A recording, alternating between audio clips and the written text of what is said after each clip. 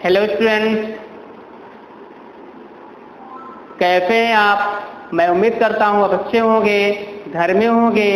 जैसा कि आप जानते हैं, मैं आपको पिछले वीडियो में क्या बताया, कोलराज के नियम के अनुप्रयोग के बारे में दिया जानकारी। और आज की केमिस्ट्री की क्लास में फैराडे का विद्युत अपघटन का प्रथम नियम रहेगा। क्या है? फर्स्ट लॉ ऑफ इलेक्ट्रोलाइसिस, यानी फैराडे का विद्युत अपघटन के प्रथम नियम के बारे में अध्ययन करेंगे। और दूसरा होता है फैराडे के विद्युत अपघटन का दूसरा नियम। तो हम आज द्वितीय नियम के बारे में और प्रथम नियम के बारे में अध्ययन करेंगे। ठीक बच्चों, चलिए स्टार्ट करते हैं। फैराडे का प्रथम नियम आप जनरली जानते होंगे। यदि मान लीजिए किसी कोई विद्युत अपघट्य है अथवा कोई पदार्थ है और उसमें मुझे धारा प्रवाहित करनी है, ठीक है। माना कि फैन है, फैन में क्या होगा, बिना धारा प्रवाहित करे फैन तो चलेगा नहीं। निश्चित रूप से हमको बाहर कार्य यानी उसको कार्य करने के लिए मुझे एनर्जी देनी पड़ेगी, और वह एनर्जी क्या है, इलेक्ट्रिक, यानी मुझे उसे पावर देना पड़ेगा, करंट देना पड़ेगा, तब जाकर पंखा क्या होगा, घूमेगा। तो क्या निकल के आता है, किसी विद्युत अपघट्य के विलयन में विद्युत धारा प्रवाहित करने पर, किसी विद्युत अपघट्य के विलयन में क्या प्रवाहित करेंगे, विद्युत धारा प्रवाहित। आप इसको अच्छे समझने की कोशिश कीजिएगा। माना कि ये विद्युत अपघट्य है, ठीक है। अब इसमें हम क्या करेंगे, धारा का प्रवाह करेंगे। तो क्या बोले, इसको हम क्या बोलेंगे, कोई विद्युत अपघट्य है तो क्या सेंटेंस आएगा, किसी विद्युत अपघट्य के विलयन में विद्युत धारा यानी करंट, विद्युत धारा प्रवाहित करने पर इलेक्ट्रोड पर मुक्त होने वाली पदार्थ की मात्रा या उत्पन्न होने वाली गैस की मात्रा। अब उत्पन्न होगी, कुछ न कुछ मात्रा उत्पन्न होगी जब धारा प्रवाहित करेंगे। तो क्या बोलेंगे, इलेक्ट्रोड पर मुक्त होने वाली पदार्थ की मात्रा या उत्पन्न होने वाली गैस की मात्रा और विलयन में प्रवाहित होने वाली विद्युत धारा की मात्रा के समानुपाती होता है। समझ में आ गया। किसी विद्युत अपघट्य के विलयन में कोई विद्युत धारा प्रवाहित करने पर, किसी का मतलब कोई विद्युत अपघट्य ले लीजिए और ऐसा विद्युत अपघट्य लीजिए जब उसमें धारा का प्रवाह हो। तो किसी विद्युत अपघट्य के विलयन में विद्युत धारा प्रवाहित करने पर इलेक्ट्रोड पर उत्पन्न होने वाली या इलेक्ट्रोड पर उत्पन्न होने वाली पदार्थ की मात्रा या उत्पन्न होने वाली गैस की मात्रा। 2 पॉइंट बोल सकते हैं आप। इलेक्ट्रोड पर मुक्त होने वाले, उत्पन्न नहीं बल्कि मुक्त बोलना है, इलेक्ट्रोड पर मुक्त होने वाली पदार्थ की मात्रा या उत्पन्न होने वाली गैस की मात्रा विलयन में प्रवाहित होने वाली विद्युत धारा की मात्रा के समानुपाती होता है। ये नियम लिखा हुआ है, पढ़ लीजिए। किसी विद्युत अपघट्य के विलयन में विद्युत धारा प्रवाहित करने पर इलेक्ट्रोड पर मुक्त होने वाली पदार्थ की मात्रा या उत्पन्न होने वाली गैस की मात्रा विलयन में प्रवाहित होने वाली विद्युत धारा की मात्रा के समानुपाती होता है। 3 बार मैं डेफिनेशन आपको बोला और आप पढ़ लिए होंगे, समझ रहे होंगे और अच्छे से समझ में आ रहा होगा। ठीक है बच्चों, अब समझ में आ गया, कोई प्रॉब्लम तो नहीं है ना। आप कंटेंट का उपयोग करिएगा। 2-3 पॉइंट आपको यूज करना है। कोई पदार्थ लेना है और उसमें उस पदार्थ में धारा प्रवाहित करनी है। धारा प्रवाहित करने के बाद कुछ न कुछ उसमें रिजल्ट आएगा, तो आप उसमें लिखिए इलेक्ट्रोड पर मुक्त होने वाली पदार्थ की मात्रा या उत्पन्न होने वाली गैस की मात्रा विलयन में प्रवाहित होने वाली विद्युत धारा की मात्रा के समानुपाती होता है। बन जाएगा ना प्रथम फर्स्ट लॉ ऑफ इलेक्ट्रोलाइसिस, यानी फैराडे का प्रथम नियम बन जाएगा ना। आगे चलिए, अब सॉल्व करते हैं। यदि विलयन में प्रवाहित विद्युत धारा की मात्रा Q, यदि विलयन में प्रवाहित मतलब जो धारा प्रवाहित कर रहे हैं, यदि विलयन में प्रवाहित विद्युत धारा की मात्रा Q कूलाम हो तथा इलेक्ट्रोड पर मुक्त होने वाली पदार्थ की मात्रा W हो, यदि विलयन में, लिखिएगा, यदि विलयन में प्रवाहित होने वाली विद्युत धारा की मात्रा Q, यदि विलयन में प्रवाहित होने वाली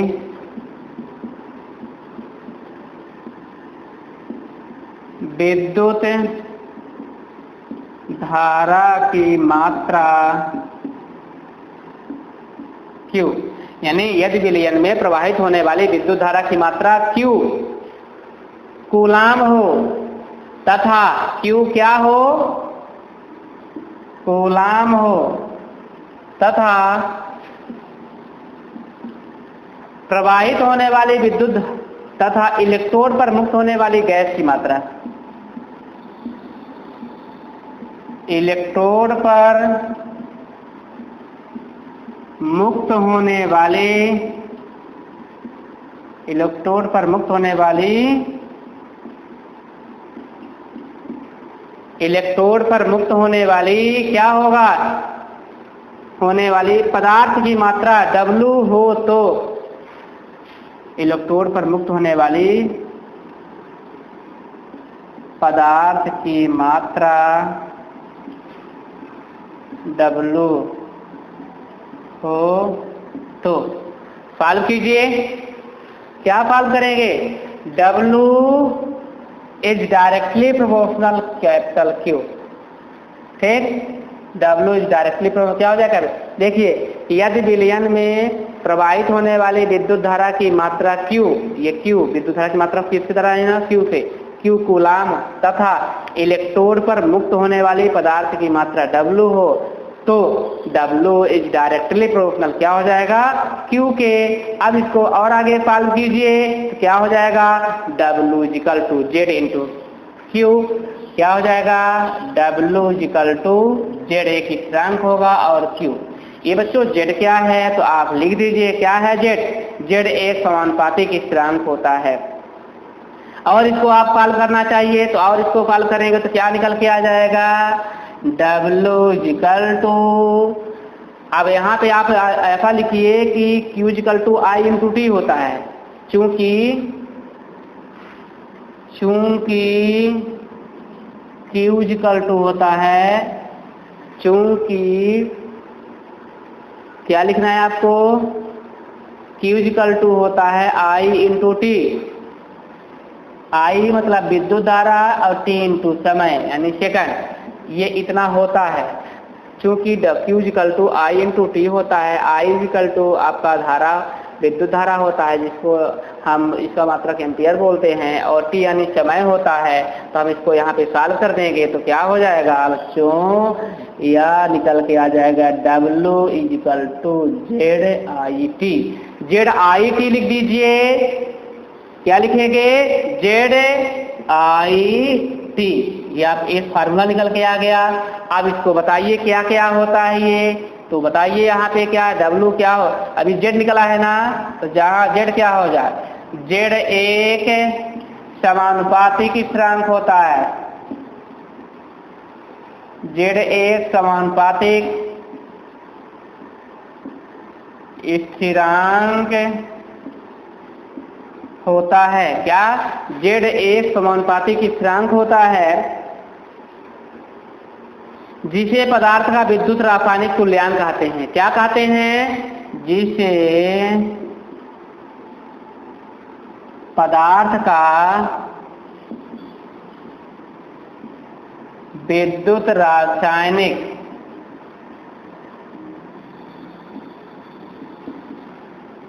तुल्यांक कहते हैं, जिसे क्या कहते हैं, विद्युत रासायनिक तुल्यांक कहा जाता है।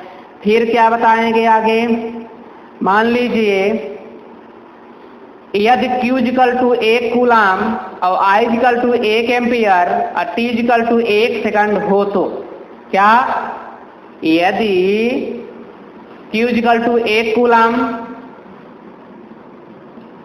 Q इक्वल टू क्या हो, 1 कूलाम हो, फिर क्या लिखा हुआ है, Q इक्वल टू 1 कूलाम लिख दीजिए। इसके बाद क्या बताएंगे, I equal to 1 ampere, I equal 1 ampere तथा T इक्वल टू 1 सेकंड हो तो क्या, Q इक्वल टू क्या हो, 1 सेकंड हो तो W इक्वल टू क्या होगा, Z, क्या हो जाएगा, W इक्वल टू क्या निकल के आ जाएगा, Z, क्योंकि Q आपका कूलाम हो गया, 1 कूलाम हो गया, I आपका क्या निकल के आ गया, I इक्वल टू 1 एम्पियर और t इक्वल टू क्या निकल के आया, t इक्वल टू 1 सेकंड हो तो W इक्वल टू Z होगा। अतः किसी पदार्थ का विद्युत रासायनिक तुल्यांक Z किसी पदार्थ का वह द्रव्यमान होता है जो एम्पियर की विद्युत धारा को 1 सेकंड तक प्रवाहित करने पर इलेक्ट्रोड पर मुक्त हो जाता है या जमा हो जाता है। और आप ये भी जानते हैं कि 1 फैराडे इक्वल टू क्या होता है, तो आप याद रखिएगा 1 faraday equal to 96,500 coulomb. Paper में पूछा गया था 1 फैराडे इक्वल 96,500 कूलाम। इतना याद रखिएगा, मेन पॉइंट है, स्टार पॉइंट बना लीजिएगा इसको। और ये आपका स्टार पॉइंट, ठीक है, बन जाएगा। कुछ पूछना है? परिभाषा तो समझ में आ गई अच्छे से। पूछना हो तो एक बार मैं और आप विस्तृत वर्णन समझाऊं, क्योंकि आपको पता है, मान लीजिए कोई हम चालक तार लेंगे और उस चालक तार में धारा प्रवाहित करेंगे तो कुछ न कुछ उसमें रिजल्ट आएगा, या तो हमको करंट मारेगा या तो निश्चित रूप से आप जानते हैं। तो यही मान के चलना है कि कोई विद्युत धारा है, कोई हमारे पास चालक तार है यानी विद्युत अपघट्य है और उसमें धारा प्रवाहित करेंगे तो या तो धारा मुक्त होगी या तो उत्पन्न होगी। तो इलेक्ट्रोडों पर मुक्त होने वाली पदार्थ की मात्रा या उत्पन्न होने वाली गैस की मात्रा विलयन में प्रवाहित होने वाली विद्युत धारा की मात्रा के समानुपाती होता है। यदि विलयन में प्रवाहित होने वाली विद्युत धारा की मात्रा Q कूलाम तथा इलेक्ट्रोड पर मुक्त होने वाली पदार्थ की मात्रा W हो तो क्या हो जाएगा, W इक्वल टू Z, या W is directly proportional Q हो जाएगा। अब ये हमारा जो समानुपाती का चिन्ह है इसको हटाएंगे तो एक समानुपाती की स्थिरांक आएगा और उसका नाम Z होगा। तो W equal to Z into Q हो गया। क्योंकि हम जानते हैं Q equal to I into T होता है। Q क्या है, कूलाम, T क्या है आपका टाइम, और I क्या है, I आपका एम्पियर होता है, विद्युत धारा होता है। विद्युत धारा को I से डिनोट किया जाता है और पूछा जाता है विद्युत धारा का मात्रक क्या होगा, एम्पियर होगा। क्या होगा बच्चों, एम्पियर होगा। तो क्या निकल के आ गया, W equal to Z into I into T। I हमारा क्या है, एम्पियर विद्युत धारा है जिसका मात्रक एम्पियर होता है। T क्या है, समय है, समय को सेकंड में लिखा गया है, यानी बताया जाता है सेकंड मात्रक। और यहाँ पे Z क्या है, एक समानुपाती की स्थिरांक होता है। W क्या है, विद्युत धारा की मात्रा है। तो अब आगे मैं बता दिया, जहाँ Z एक समानुपाती की स्थिरांक होता है जिसे पदार्थ का विद्युत रासायनिक तुल्यांक कहते हैं। Q equal to 1 coulomb, I equal to 1 ampere और T इक्वल टू 1 सेकंड हो तो क्या होगा, W इक्वल टू Z होगा। 1 फैराडे इक्वल क्या हो जाएगा बच्चों, 96,500 कूलाम। ठीक, बन जाएगा। ओके, मिटा दूं। चलिए, तो अब आपसे मैं पूछता हूं, कोई बताइए, कमेंट कीजिए कि फैराडे के विद्युत अपघटन का प्रथम नियम क्या होगा। तो जवाब दीजिए, फैराडे के विद्युत अपघटन का प्रथम नियम को बताइए क्या होगा। किसी विद्युत अपघट्य के विलयन में क्या किया जाएगा, विद्युत धारा प्रवाहित की जाएगी। फिर क्या होगा, इलेक्ट्रोड पर मुक्त होने वाली पदार्थ की मात्रा। फिर क्या होगा, उत्पन्न होने वाली गैस की मात्रा विलयन में प्रवाहित होने वाली विद्युत धारा की मात्रा के समानुपाती होता है। दूसरे पॉइंट की बात करता हूं, फैराडे का विद्युत अपघटन का द्वितीय नियम। फैराडे का विद्युत अपघटन का द्वितीय नियम,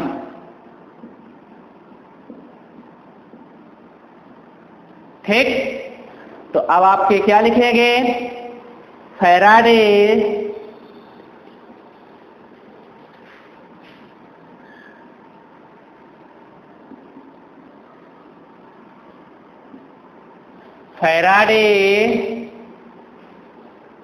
सेकंड लॉ ऑफ इलेक्ट्रोलाइसिस।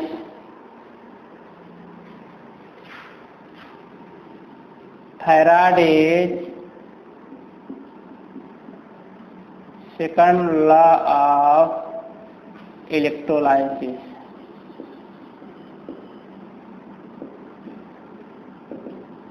ठीक,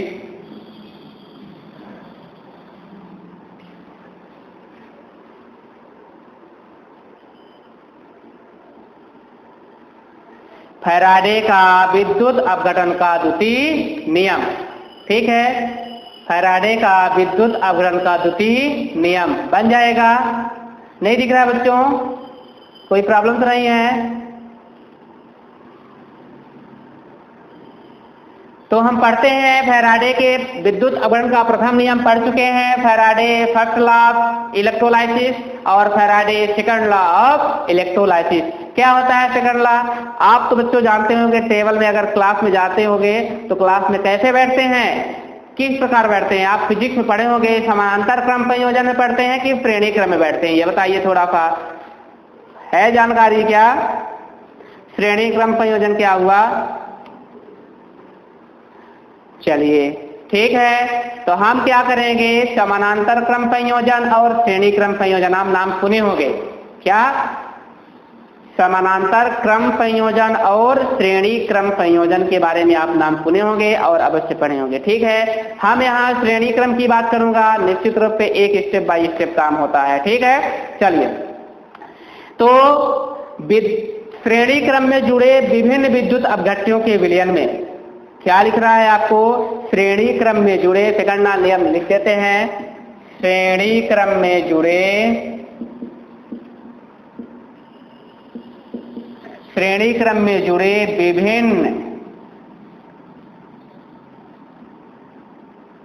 विभिन्न विद्युत अपघट्यों के विलयन में, विभिन्न विद्युत अपघट्यों के विलयन में क्या? श्रेणी क्रम में जुड़े विभिन्न विद्युत अपघट्यों के विलयन में जब विद्युत धारा की समान मात्रा प्रवाहित की जाती है तो,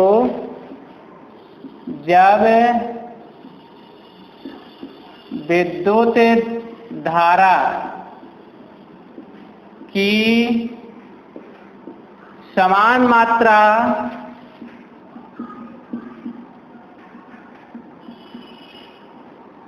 प्रवाहित की जाती है तो श्रेणी क्रम में जुड़े विभिन्न विद्युत अपघट्यों के विलयनों में जब विद्युत धारा की समान मात्रा प्रवाहित की जाती है तो इलेक्ट्रोडों पर एकत्रित होने वाले भिन्न भिन्न पदार्थों की मात्राएं, इलेक्ट्रोडों पर एकत्रित होने वाले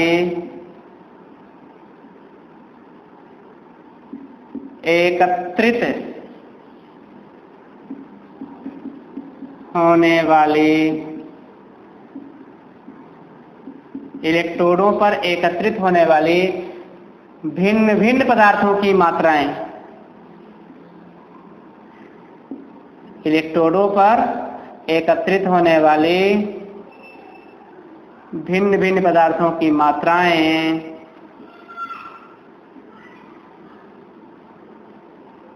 भिन्न भिन्न पदार्थों की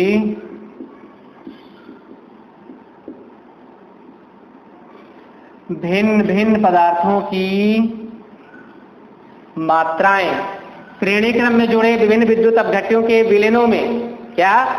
श्रेणी क्रम में जुड़े विभिन्न विद्युत अपघट्यों के विलयनों में जब विद्युत धारा की समान मात्रा प्रवाहित की जाती है तो इलेक्ट्रोडों पर एकत्रित होने वाले भिन्न भिन्न पदार्थों की मात्राएं उनके तुल्यांकी भारों के समानुपाती होता है, उनके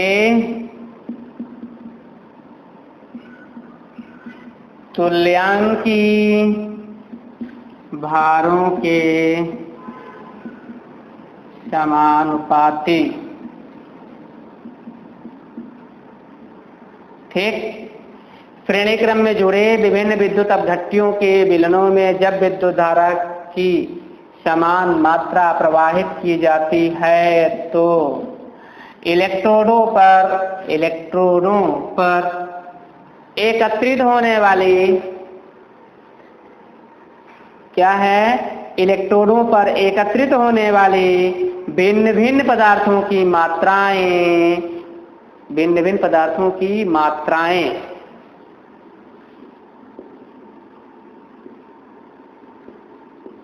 भिन्न भिन्न पदार्थों की मात्राएं उनके तुल्यांकी भारों के समानुपाती होता है। ये तो समझ आ गया। और कुछ बताना है। श्रेणी क्रम में जुड़े, मतलब श्रेणी क्रम में जुड़ा हुआ है। श्रेणी क्रम में जुड़े विभिन्न विद्युत अपघट्यों के विलयनों में जब विद्युत धारा की समान मात्रा प्रवाहित की जाती है, यानी लगातार जिसमें प्रथम में प्रवाहित होगी तो सेकंड वाले में प्रवाहित होगी।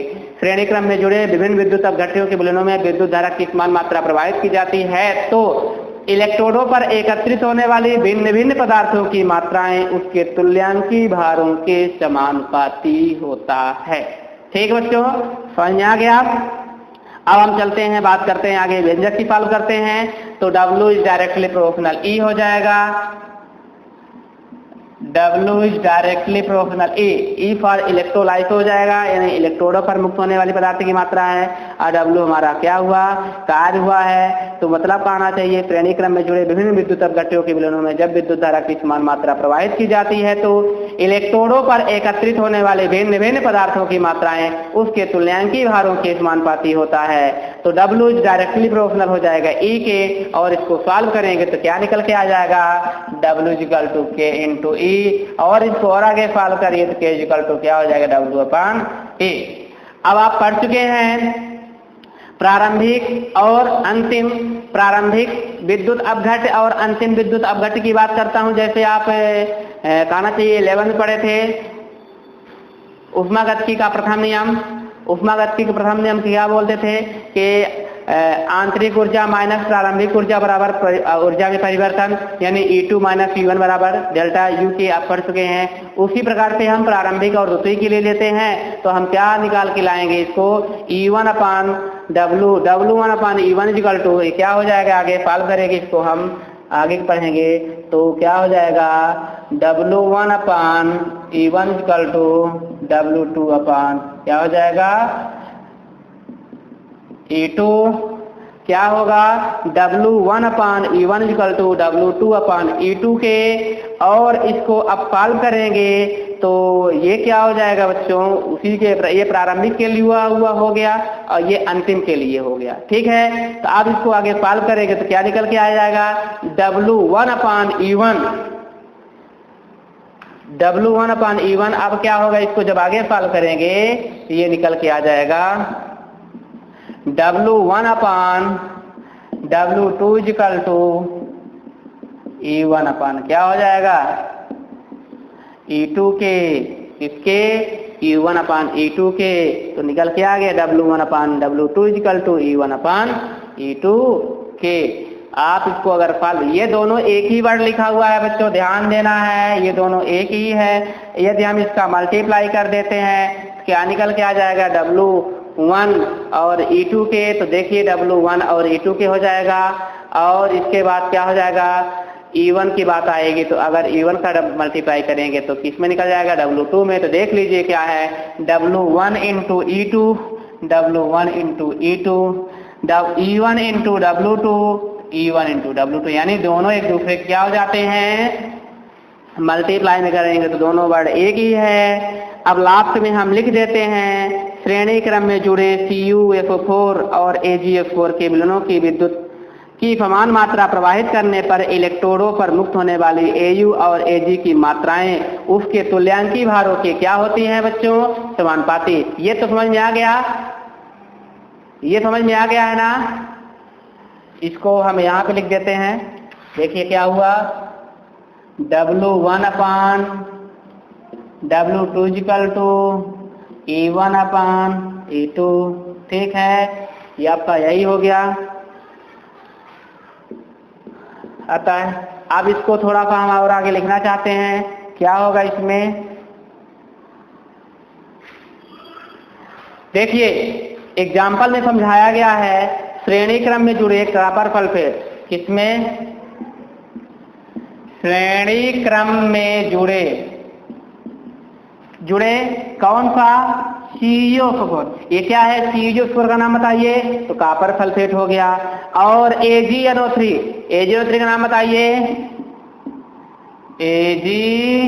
AgNO3 मतलब सिल्वर नाइट्रेट, दोनों हो गए। विलयनों में विद्युत धारा की समान मात्रा प्रवाहित करने पर Cu यानी कैथोड पर मुक्त होने वाली Au एवं Ag की मात्राएं, किसके? Au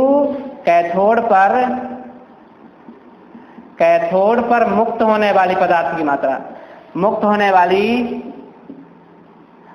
कैथोड पर मुक्त होने वाली Cu एवं Ag की जो मात्रा होगी, Cu एवं Ag की मात्राएं उसके तुल्यांकी भारों की क्या होती है? समानुपाती होती है। तो क्या लिखेंगे? किसके समानुपाती है? Cu एवं Ag की मात्राएं तुल्यांकी भारों के, तुल्यांकी भारों के समानुपाती होती है।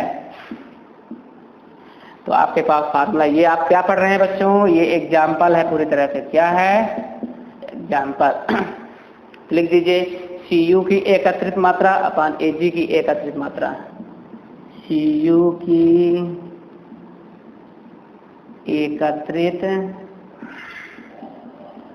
मात्रा अपान Ag की एकत्रित मात्रा बराबर Cu का तुल्यांकी भार अपान Ag का तुल्यांकी भार। क्या हो जाएगा? Cu का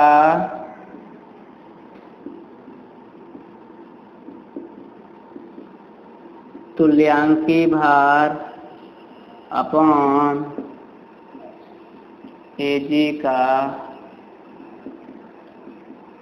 तुल्यांकी, मतलब अभी जो बताया गया था श्रेणी क्रम में जुड़े विभिन्न विद्युत अपघट्यों के लिए Cu एवं Ag की मात्रा जो होती हैं, Cu मतलब कॉपर सल्फेट, Ag मतलब AgNO3 सिल्वर नाइट्रेट की जो मात्रा रहेगी, उस पर दोनों की विद्युत मात्रा प्रभावित करने पर इलेक्ट्रोडों पर यानी कैथोड पर मुक्त होने वाली पदार्थ की जो मात्रा है, कौन कौन सी पदार्थ?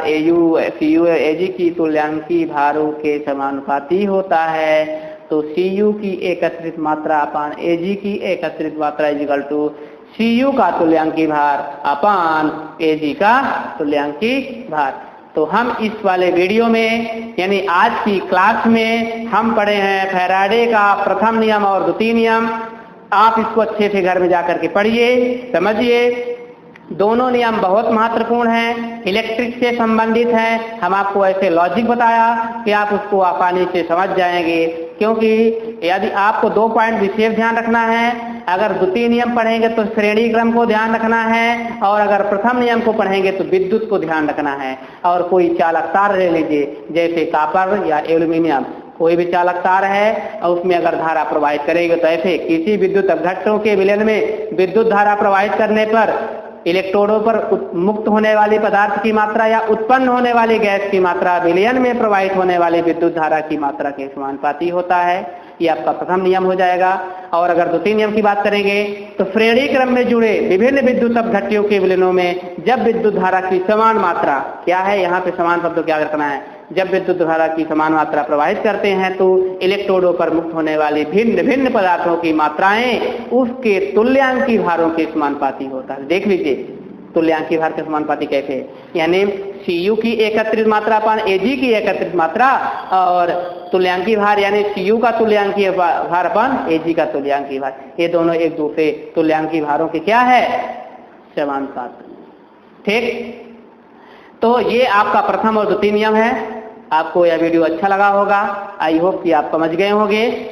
और यदि ये वीडियो अच्छा लगा हो तो अपने मित्रों को जरूर सेंड कीजिए, पढ़िए, समझिए और घर में रहिए, क्योंकि अगर घर पे हैं तो सुरक्षित हैं और स्वस्थ भी हैं। तो ठीक है बच्चों, आज की क्लास खत्म होती है। नेक्स्ट वीडियो हम आपको बताएंगे मानक हाइड्रोजन इलेक्ट्रोड SHE और NHE, यानी स्टैंडर्ड हाइड्रोजन इलेक्ट्रोड या नॉर्मल हाइड्रोजन इलेक्ट्रोड के बारे में अध्ययन करेंगे नेक्स्ट वीडियो में। तो thank you for watching video.